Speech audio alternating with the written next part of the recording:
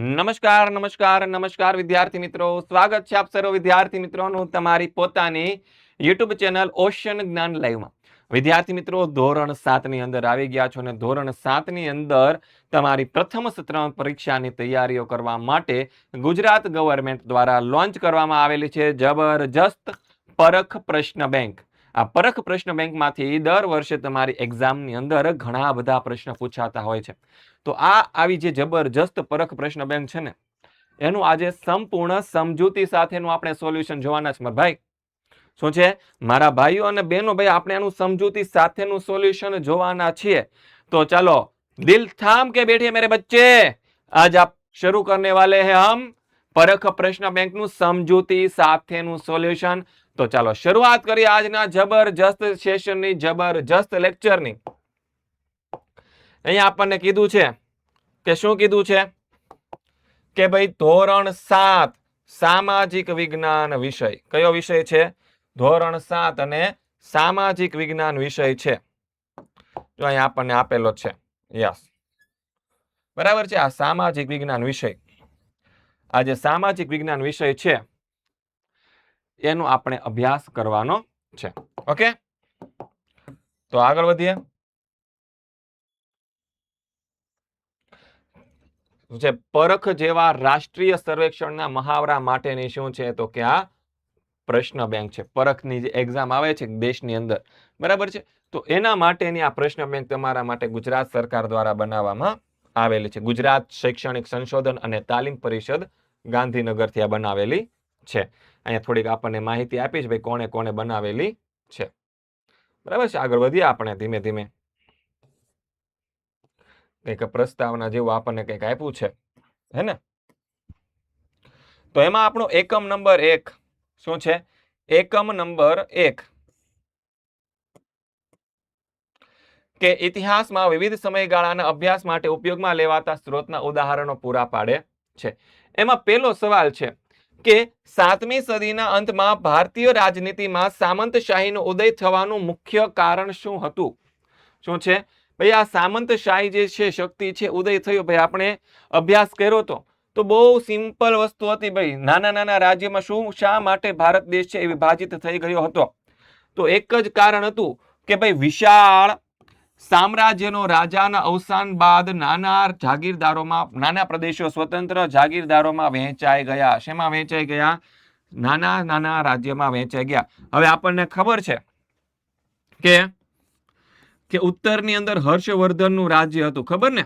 હર્ષવર્ધન. અને દક્ષિણમાં જે પુલકેશી બીજો હતો. કોણ હતો? પુલકેશી બીજો. આ બંને શક્તિશાળી રાજાઓ હતા, પણ એના અવસાન બાદ પછી કોઈ એવો શક્તિશાળી રાજા ભારતમાં આવી શક્યો નહીં. એના કારણે ભાઈ સામંતશાહી શક્તિનો ઉદય થયો હતો, હે ને? ત્યારબાદ આગળ વધીએ. શું કે છે? તો કે નેક્સ્ટ ક્વેશ્ચન જોઈએ તો શું કહેવા માંગે છે? યસ, તો બીજો સવાલ છે કે મોહમ્મદ ગજનીએ ઈસવીસન, શું કે છે? મોહમ્મદ ગજનીએ ઈસવીસન 1000 થી 1026 દરમિયાન ભારત પર વારંવાર ચડાઈઓ કરી સોમનાથ લૂંટ્યું. આ સફળ વિદેશી આક્રમણ પાછળ ભારતીય રાજકીય શાસકોની કઈ નબળાઈ મુખ્યત્વે જવાબદાર હતી? કે ભાઈ આજે આ વિદેશી આક્રમણકાર જે હતો, જેનું નામ હતું મોહમ્મદ ગજની, એ શા માટે ભારત ઉપર વારંવાર આક્રમણ કરતો હતો? કે ભાઈ ભારતીય શાસકો પાસે હથિયારો કે સંપત્તિની ભારે અછત હતી? શું ભારતીય શાસકો એટલા બધા નબળા હતા? આપણો ભારત દેશ એટલો પછાત હતો કે આપણી પાસે હથિયારો અને સંપત્તિ પણ નહોતી? નહીં, એવું તો નહોતું. ભારતના લોકો વિદેશી આક્રમણકારોને જ ટેકો આપતા હતા? નહીં, ભારતના લોકો એને ક્યારે ટેકો આપ્યો નહોતો. પણ સાચું કારણ એ છે કે ભારતીય શાસકો એક થઈને શક્તિશાળી સેના બનાવી શક્યા નહીં અને અંદરો અંદર લડતા રહ્યા. શું છે? ભારતીય શાસકો જે હતા, બરાબર છે, એક થઈને લડી શક્યા નહીં અને અંદરો અંદર શું કરતા હતા? સેના બનાવીને લડતા હતા. ભારતની એક રાજા બીજા રાજા સાથે લડીને બીજો પાછો ત્રીજા હારે લડતો હોય. એટલે આપણે બધા અંદરો અંદર લડતા હતા ને, એ જ મુખ્ય રીઝન હતું. એના કારણે છે ભાઈ આ મોહમ્મદ ગજની જેવા આક્રમણકારો છે એ ભારત ઉપર આક્રમણ કરી અને ઘણી બધી સંપત્તિઓ લૂંટીને જતા આવ્યા. ત્યારબાદ ત્રીજો સવાલ જોઈએ. શું કે છે? કે 7મી સદીમાં સમ્રાટ હર્ષવર્ધન અને દક્ષિણ ભારતમાં પુલકેશી બીજાના અવસાન બાદ ભારતના ઇતિહાસમાં મોટો રાજકીય બદલાવ આવ્યો. શું થયો? મોટો રાજકીય બદલાવ આવ્યો, જે મધ્યયુગ તરીકે ઓળખાય છે, જે નીચેના પૈકી કયા વિધાન સાથે સુસંગત છે? શું છે? કયા વિધાન સાથે સુસંગત છે?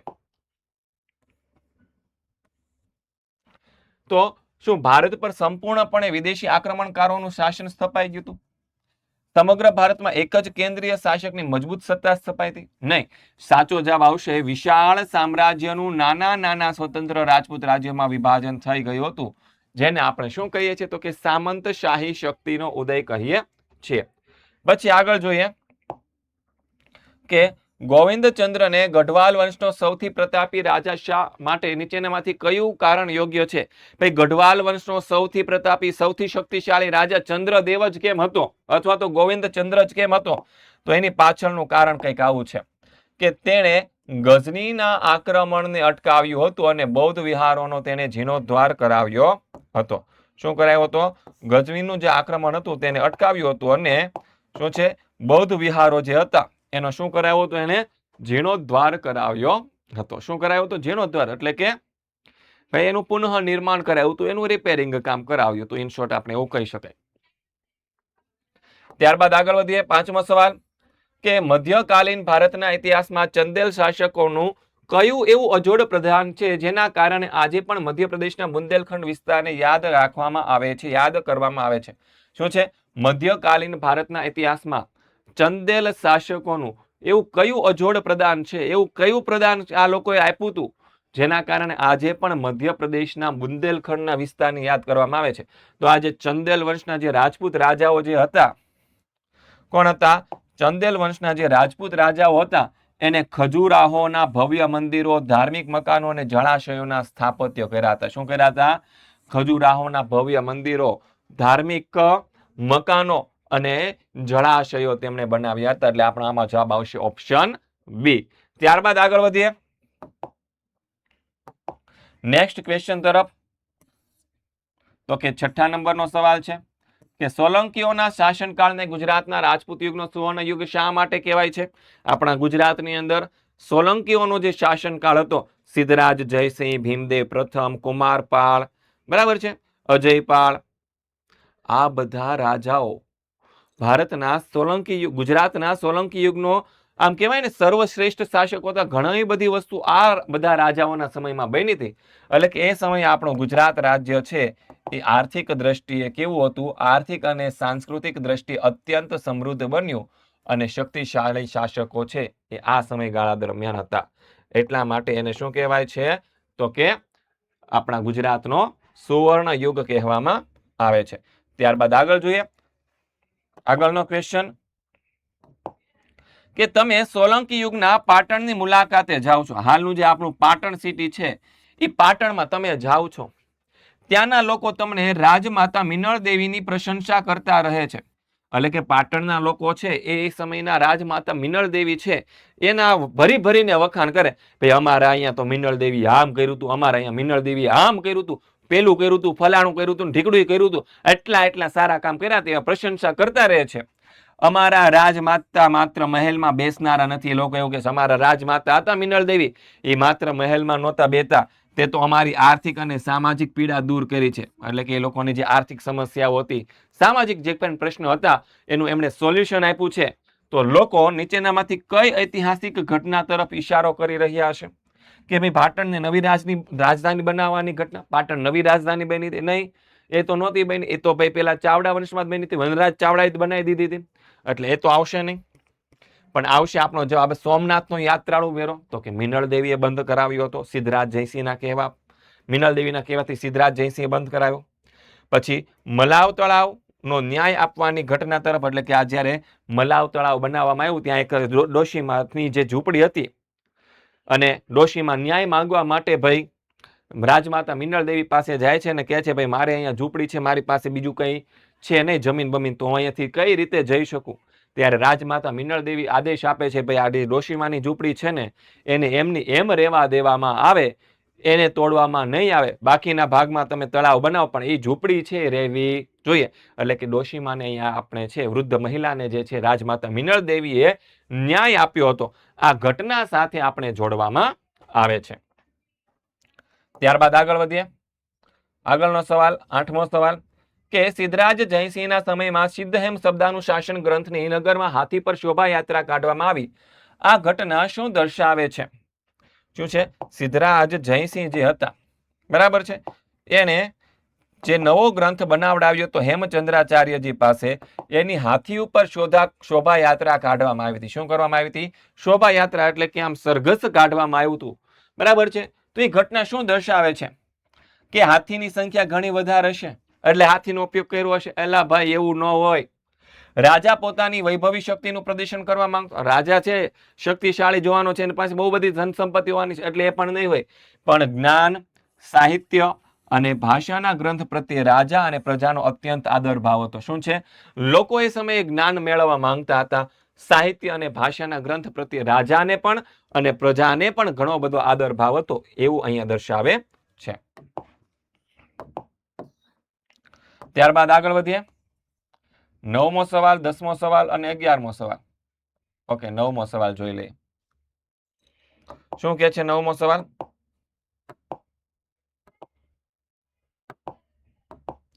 કે અણોરાજને વ્યાઘ્રપલ્લી એટલે કે વાઘેલ ગામ મળ્યા બાદ તેમના વંશજો વાઘેલા કહેવાયા, પરંતુ લોહી અને વંશાવળીની દ્રષ્ટિએ તેઓ મૂળ કયા પ્રખ્યાત રાજવંશની જ એક પેટા શાખા ગણાતા હતા? તો જો આપણને ખબર છે, જે સોલંકીઓ હતા, કોણ હતા? જે સોલંકી રાજાઓ હતા, એ સોલંકી વંશના જે રાજાઓ હતા એને જ ચૌહાણ વંશના જે અણોરાજ હતા, બરાબર છે, ચૌહાણ વંશના જે અણોરાજ હતા, બરાબર છે, એને આ ગામ એટલે કે વાઘેલ ગામ છે તે ભેટમાં આપેલું હતું. અને આ વાઘેલાઓ જે હતા એ સોલંકીઓના શું હતા? તો કે સરદારો જ હતા. એના વફાદાર સરદાર હતા, એટલે કે એના સેનાપતિઓ જ હતા. તો અહીંયા આપણને જવાબમાં આવશે સોલંકી વંશ, બીજું કંઈ આવશે નહીં. ત્યારબાદ 10મો સવાલ, ભૌગોલિક દ્રષ્ટિએ દક્ષિણના રાજ્યો એટલે કયા વિસ્તારના રાજ્યો? ભાઈ, આ વસ્તુ આપણે ઓલરેડી 6ઠા ધોરણમાં ભણી ગયા છીએ કે ભારતના મધ્યમાંથી એક નદી પસાર થાય છે, એ નર્મદા નદી છે. કઈ નદી છે ભાઈ? તો એ નદીનું નામ છે નર્મદા નદી. નર્મદા નદીની ઉપર આવેલા જેટલા પણ રાજ્યો છે ને ઉત્તરના રાજ્યો કહેવામાં આવતા, અને જે નીચેના રાજ્યો છે એ બધા દક્ષિણના રાજ્યો કહેવામાં આવતા. તો અહીંયા આપણને શું પૂછ્યું? દક્ષિણના રાજ્યો એટલે કે નર્મદા નદીને દક્ષિણમાં આવેલા બધા રાજ્યો, જેને દક્ષિણના રાજ્ય તરીકે ઓળખવામાં આવે છે. ત્યારબાદ 11મો સવાલ, ગઢવાલ રાજ્યની સ્થાપના અને રાજધાનીઓ બાબતે નીચેના પૈકી કઈ જોડ યોગ્ય છે? શું કે છે? ગઢવાલ રાજ્યની સ્થાપના અને રાજધાનીઓ બાબતે કઈ જોડ યોગ્ય છે? તો કે ગોવિંદચંદ્ર, કન્નોજ અને ધારાનગરી, તો કે નહીં આવે. શું થશે? તો કે નહીં આવે. તો યશોવર્મા, અણહિલવાડ અને કાશી, તો કે એ પણ નહીં આવે. મદનપાલ, અયોધ્યા અને મથુરા નહીં આવે. પણ ચંદ્રદેવ છે એને કન્નોજ અને કાશી બંનેને પોતાની રાજધાનીઓ બનાવી હતી. આથી જવાબમાં આ આવશે. ત્યારબાદ આગળ વધીએ. ઈસવીસન 1192 તરાઈના બીજા યુદ્ધમાં જો પૃથ્વીરાજ ચૌહાણ, શું કે છે?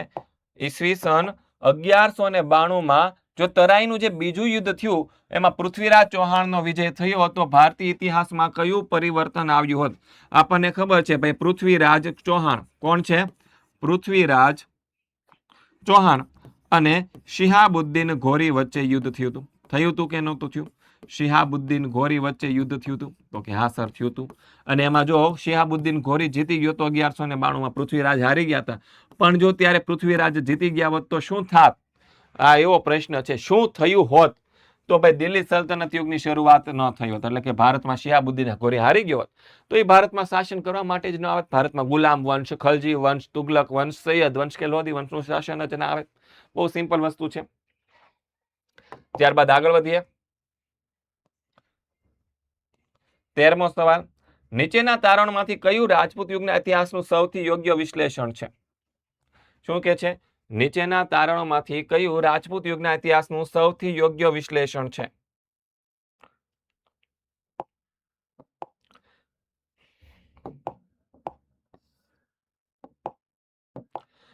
તો કે તારણોમાંથી કયું રાજપૂત યુગના ઇતિહાસનું સૌથી યોગ્ય વિશ્લેષણ છે? તો કે યુદ્ધ જીતવાથી જ રાજ્ય મહાન બને, માત્ર ધર્મ રાજ્યની સફળતા નક્કી કરતો હોય, વેપારથી જ રાજ્ય સમૃદ્ધ બને, એવું કઈ હોતું નથી. રાજ્ય ક્યારે સમૃદ્ધ બને? તો કે રાજ્યની અંદર કલા, શિક્ષણ, વહીવટ, સુરક્ષા આ બધી જ વસ્તુઓ જ્યારે યોગ્ય પ્રમાણમાં હોય ને ત્યારે જ શું થાય છે? તો કે રાજપૂત યુગ છે એ કેવો બન્યો હતો?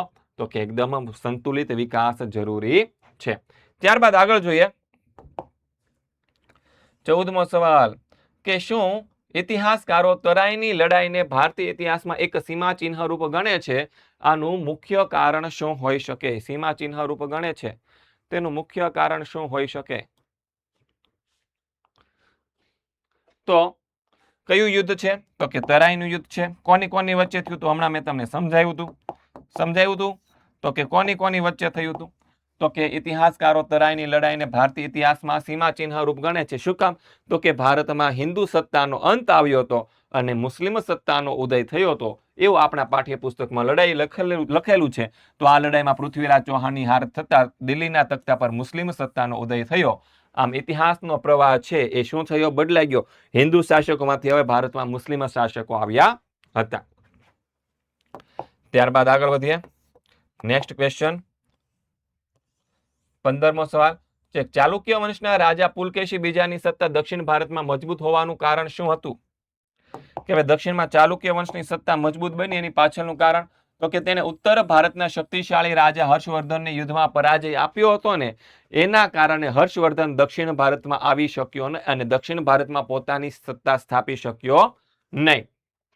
ત્યારબાદ 16મો ધારો કે તમે રાજપૂત યુગના અમાત્ય છો. શું છો? અમાત્ય. તો રાજા તમને નીચેનામાંથી કઈ મુખ્ય જવાબદારી સોંપશે? ચલો મારો તમને અહીંયા એક ક્વેશ્ચન છે કે ભાઈ રાજપૂત યુગમાં બે પ્રકારના મંત્રીઓ હતા. કેટલા પ્રકારના હતા? બે પ્રકારના મંત્રીઓ હતા. બરાબર છે. એમાં એક પ્રકારના મંત્રીઓ હતા એનું નામ હતું અમાત્ય. શું હતા? અમાત્ય. તો અમાત્ય અને બીજા કયા હતા? બીજા કયા પ્રકારના મંત્રીઓ હતા? આનો જવાબ તમારે મને કોમેન્ટમાં આપવાનો છે. ક્યાં આપવાનો છે આનો જવાબ? કોમેન્ટમાં લઈને કહે. તો કે રાજા સાથે રહીને રાજકીય મંત્રણાઓ અને વહીવટ કરવાનો નિર્ણય છે એ આ લોકો કરતા હતા. ભાઈ આપી દો ભાઈ આ ક્વેશ્ચન નો આન્સર. જોઈએ તમને લોકોને કેટલું આવડે છે. હે ને? देखते हैं किसमें कितना है दम. जिसमें है दम वो कर दे कमेंट. ओके चलो नेक्स्ट આગળ વધીએ. નેક્સ્ટ ક્વેશ્ચન જો તમારે રાજપૂત યુગના સમયની ન્યાય વ્યવસ્થાનો અભ્યાસ કરવો હોય તો સ્થાનિક કક્ષાએ ન્યાય મેળવવા કઈ સંસ્થાનો તમે ઉપયોગ કરશો? શું કે છે? સ્થાનિક કક્ષાએ ન્યાય મેળવો. તમે કોઈ ધારો કે તમે કોઈ ગામમાં રહ્યો છો. બરાબર છે. અને ગામમાં રહેતા હોય ને તમારે જો ન્યાય જોતો હોય બરાબર છે અને રાજપૂત યુગના સમયગાળા દરમિયાન તમે ક્યાં જશો? વડી અદાલતમાં જશો. એ સમયે શું વડી અદાલત હતી? પેલો તો પ્રશ્ન જે થાય ત્યારે અદાલતો હતી તો કે નહોતી? તો અદાલતમાં તો આપણે જઈશું નહીં. ન્યાય સમિતિ પાસે જતા નહીં. મહાજન મંડળ તો એ સમય નહોતા, એની પહેલાના સમયમાં હતા. ક્યાં જવામાં આવતું? તો કે ગ્રામ પંચાયતમાં જવામાં આવતું હતું. પછી 18મો સવાલ છે કે રાજપૂત કાળમાં એક ખેડૂત તરીકે તમારે રાજ્યને કર એટલે કે ટેક્સ ચૂકવવાનો છે તો શાસન પદ્ધતિ મુજબ તમારે કેટલો કર આપવો પડશે? શું ચૂકવવાનો છે? કર ચૂકવવાનો છે તો શાસન પદ્ધતિ મુજબ તમારે કેટલો કર આપવો પડશે? કે ભાઈ તમારી જેટલી ઉપજ આવે છે એનો અડધો ભાગ, કે તમારે જેટલી ઉપજ આવે છે એનો છઠ્ઠો ભાગ, કે તમારે કોઈ જ કર આપવાનો નથી, કે તમારી કુલ ઉપજનો ચોથો ભાગ? કેટલો કર આપવાનો છે? તો કે કુલ ઉપજનો કેટલામો ભાગ હતો રાજપૂત યુગ દરમિયાન? તો કે છઠ્ઠો ભાગ આપણે કર રૂપે આપવાનો હતો. ડન છે. ચલો નેક્સ્ટ આગળ 19મો સવાલ જો કોઈ વેપારી વિદેશમાંથી વહાણ દ્વારા ગુજરાતના બંદરે માલ લાવે છે. શું કરે છે? વહાણ દ્વારા ગુજરાતના બંદરે માલ લાવે છે તો સોલંકી કાળમાં તેની પાસેથી કયા સ્થળે જકાત ઉઘરાવવામાં આવતી? જો ભાઈ એ સમય છે ને ભારતમાં ભાઈ આવવા માટેના માલ લાવવા માટેના બે જ બંદરો હતા. એક સ્તંભ તીર્થ, કયું હતું? સ્તંભ તીર્થ, અને બીજું હતું ભૃગુ કચ્છ. કયું હતું? ભૃગુ કચ્છ. આ બંને જ બંદરો છે એ સમયે ખૂબ ફેમસ હતા માલ સામાન લાવવા માટે. તો જે સ્તંભ તીર્થ હતું એને હાલના સમયમાં આપણે ખંભાત તરીકે ઓળખીએ છીએ. કયા તરીકે ઓળખીએ છીએ? ખંભાત. અને જે ભૃગુ કચ્છ હતું એને હાલમાં આપણે ભરૂચ તરીકે ઓળખીએ છીએ. તો આ બંને બંદરો હતા. Okay, understand? ચલો નેક્સ્ટ આગળ વધીએ. 20મો સવાલ. નીચે આપેલા વંશ અને તેમના વિસ્તારની કઈ જોડ તાર્કિક રીતે અયોગ્ય છે? શું છે? નીચે આપેલા વંશ અને તેમના વિસ્તારની કઈ જોડ તાર્કિક રીતે અયોગ્ય છે? તો કે ચૌહાણ વંશ શાકંભરી પાસે શાસન કરતો હતો, તો કે હા ભાઈ કરતો હતો. પરમાર વંશ માળવામાં શાસન, તો કે હા ભાઈ કરતો હતો. ચંદેલ વંશ બુંદેલખંડમાં, તો કે હા ભાઈ કરતો હતો. પણ ચાલુક્ય વંશ બંગાળમાં નહોતો. બંગાળમાં જે વંશ હતો એનું નામ હતું પાલ વંશ. બંગાળનો કયો વંશ? તો કે બંગાળનો પાલ વંશ. કેમ પાલ વંશ કહેવામાં આવતું? તો કે રાજાઓ હતા એના નામની પાછળ પાલ શબ્દ આવતો હતો, જેમ કે ગોપાલ.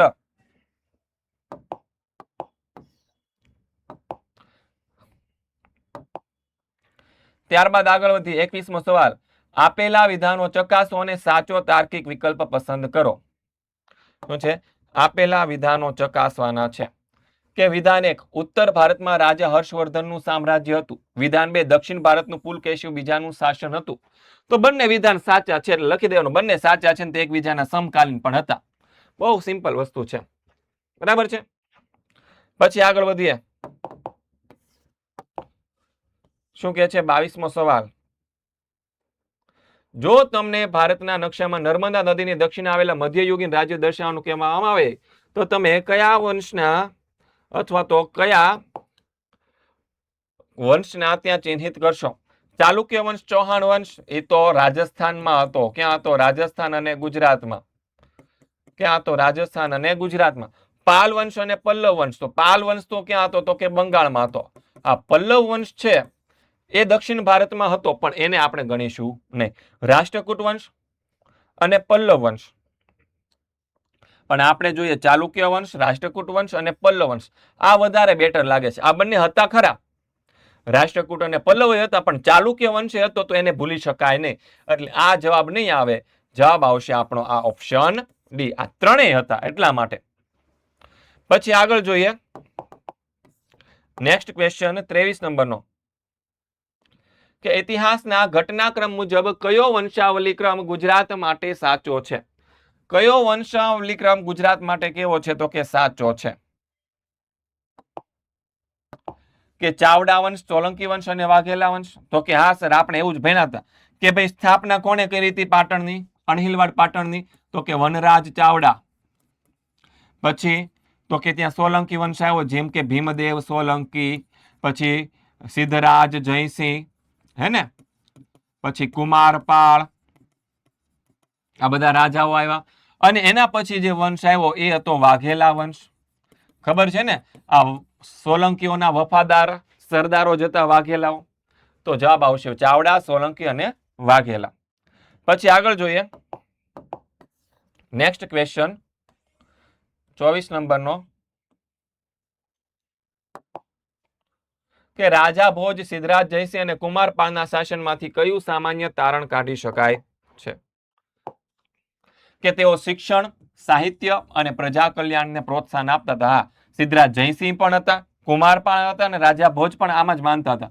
તેઓ યુદ્ધપ્રિય શાસક હતા. નહીં, યુદ્ધ નહોતા કરતા હો ભાઈ. તેઓ વિદેશી શાસકોના પ્રતિનિધિ નહીં, એવું પણ નહોતું. તેઓ વેપારને પ્રોત્સાહન આપતા હતા. હા, આપતા હતા, પણ આ વધારે બેટર છે, ઓપ્શન એ. ત્યારબાદ આગળ વધીએ. શું કહે છે નેક્સ્ટ ક્વેશ્ચન 25 નંબરનો સવાલ. રાજા ભોજે ધારાનગરીમાં મહાશાળાની સ્થાપના કરી અને ફરતી ટેકરીઓ, શું કે છે, ફરતી ટેકરીઓની વચ્ચે ભોજપાલ એટલે કે હાલનું ભોપાલ નગર વસાવ્યું. આ બાબત તેમના કયા ગુણ અથવા તો કૌશલ્ય દર્શાવે છે? આ બાબત છે એમના કયા ગુણ કૌશલ્ય દર્શાવે છે? તેઓ માત્ર યુદ્ધપ્રિય અને આક્રમક શાસક હતા. મહાશાળા સ્થાપી હતી, ભોપાલ શહેર વસાવ્યું, એમાં યુદ્ધની વાત ક્યાં આવી મારા ભાઈ? આટલી તો આપણને બુદ્ધિ ચાલે ને, સામાન્ય બુદ્ધિ જેવો છે. એટલે ઓપ્શન એ નહીં આવે. તેઓ શિક્ષણ અને આશ્રય હતા અને નગરના આયોજનના કુશળ હતા. તો આ વસ્તુ આપણે કહી શકાય, કારણ કે મહાશાળા સ્થાપિત એટલે શિક્ષણના તો તેઓ આશ્રયદાતા હતા. અને નગર આયોજન, જો એને ભોજપાલ નામનું નગર વસાવ્યું હતું, તો આ નગર આયોજનમાં પણ કેવા હતા? કુશળ હતા. તો જવાબ આપણો બહુ સિમ્પલ રીતે ક્વેશ્ચન નંબર 25 નો બની જાય કે ભાઈ ઓપ્શન બી. ડન છે. ત્યારબાદ આગળ વધીએ. નેક્સ્ટ સવાલ 26 નંબરનો, કે ઇતિહાસના આધારે જણાવો કે રાજા ભીમદેવ પહેલાના સમયમાં મોઢેરાનું સૂર્ય મંદિર કઈ ભૌગોલિક ઇજનેરી ઉત્કૃષ્ટ કલાનો ઉત્કૃષ્ટ નમૂનો છે? ભાઈ આપણને ખબર છે ભાઈ, જે સૂર્યનું પ્રથમ કિરણ જે છે ને, એ સીધું મંદિરના ગર્ભગૃહમાં રહેલી મૂર્તિના મુગટ ઉપર મૂકવામાં આવેલા મણી ઉપર પડતી અને સમગ્ર મંદિર છે તે જળહળી ઉઠતું હતું. તો આ એક ખાસ વિશિષ્ટ બાબત છે, હે ને? તો જવાબ આવશે આપણો ઓપ્શન બી. અને ત્યારબાદ છેલ્લે જોઈએ 27 નંબરનો સવાલ. કેટલા નંબરનો? 27 નંબરનો સવાલ, કે નીચેના ઐતિહાસિક સ્થાપત્યોને તેમના નિર્માણ કરનાર સાચા વંશ સાથે સરખાવી યોગ્ય વિકલ્પ પસંદ કરો. તો જો અહીંયા આપણે જોઈ લઈએ કે ભાઈ ખજુરાહોનું મંદિર કોણે બનાવ્યું? તો કે ચંદેલ વંશના શાસકો. રાણીની વાવ સોલંકી વંશના શાસનકાળ દરમિયાન રાણી ઉદયમતીએ બનાવી હતી. અને દેલવાડાના જૈન મંદિરો વાઘેલા વંશના જે મંત્રીઓ હતા, શું નામ હતું એ મંત્રીઓનું? એનો તમારે જવાબ મને કોમેન્ટ કરવાનો છે. શું કરવાનો છે? આનો જવાબ, મંત્રીઓના નામ તમારે મને કોમેન્ટમાં કહેવાના છે. તો જો પહેલાની સામે આવશે બી, બીજાની સામે એ અને સી, ત્રીજાની સામે સી, એટલે કે બી એ સી જ્યાં જવાબ આવતો હોય તે આપણો સાચો જવાબ થશે. ઓકે, ડન છે. ચાલો આગળ વધીએ. પછી અહીંયા તમને સરસ મજાની જવાબ વહી આપવામાં આવેલી છે. બરાબર છે? તો જોઈ લેજો, ચેક કરી લેજો એકદમ સાચા જવાબ હોય તે. ઓકે વિદ્યાર્થી મિત્રો, તો આવી જ જબરજસ્ત રીતે જો તમારે ભણવું હોય, શું હોય? આવી જ જબરજસ્ત રીતે જો તમારે ભણવું હોય તો ભાઈ ઓશન જ્ઞાન લાઈવ દ્વારા, કોના દ્વારા? તમે જે ચેનલ ઉપર ભણી રહ્યા છો, ઓશન જ્ઞાન લાઈવ. શું છે? ઓશન જ્ઞાન લાઈવ યુટ્યુબ ચેનલ દ્વારા તમારા માટે લોન્ચ કરવામાં આવેલી છે બ્રહ્માસ્ત્ર બેચ. શું કરવામાં આવી છે? બ્રહ્માસ્ત્ર બેચ છે તમારા માટે લોન્ચ કરવામાં આવેલી છે. અને માત્ર 1350 રૂપિયા પ્રાઇસ છે. કેટલી પ્રાઇસ છે? માત્ર 1350 રૂપિયા પ્રાઇસ છે. તો હાલમાં જ આજે જ આપણી ભાઈ આ બ્રહ્માસ્ત્ર બેચની અંદર જોડાઈ જાજો. ટૂંક સમયની અંદર તમારા એડમિશન ક્લોઝ થવા માટે જઈ રહ્યા છે. સર, આ બ્રહ્માસ્ત્ર બેચમાં શું કરવામાં આવશે? તો કે તમામ ચેપ્ટર છે એની તમને સમજૂતી સાથે ભણાવવામાં આવશે. શું કરવામાં આવશે? તમને તેમની સમજૂતી ભણાવવામાં આવશે. તમારા ડાઉટ જે કંઈ પણ સોલ્યુશન હશે એ પણ તમને આપવામાં આવશે. તમારી આ જે પ્રરખ પ્રશ્ન બેંક છે ને, એના સોલ્યુશન પણ તમને ત્યાંથી મળી જશે. તમારા સ્વાધ્યાયના, તમારી સ્વ અધ્યયન પોથીના, તમારી ગાલા સ્વાધ્યાય પોથીના સોલ્યુશન્સ પણ તમને ત્યાંથી મળી જવાના છે. આ સિવાય તમારી પ્રથમ પરીક્ષાની અને દ્વિતીય પરીક્ષાના અસાઇનમેન્ટ અને તેના પ્રશ્નપત્ર અને લાઈવ લેક્ચર દ્વારા તમને તે સમજાવવામાં પણ આવશે. તો વિદ્યાર્થી મિત્રો, આપણી સાથે જોડાયેલા રહેજો. મળીશું આપણે નેક્સ્ટ લેક્ચરની અંદર. ત્યાં સુધી આપ સર્વ વિદ્યાર્થી મિત્રોને એક ધન્યવાદ. જય હિન્દ, જય ભારત, જય જય ગરવી ગુજરાત.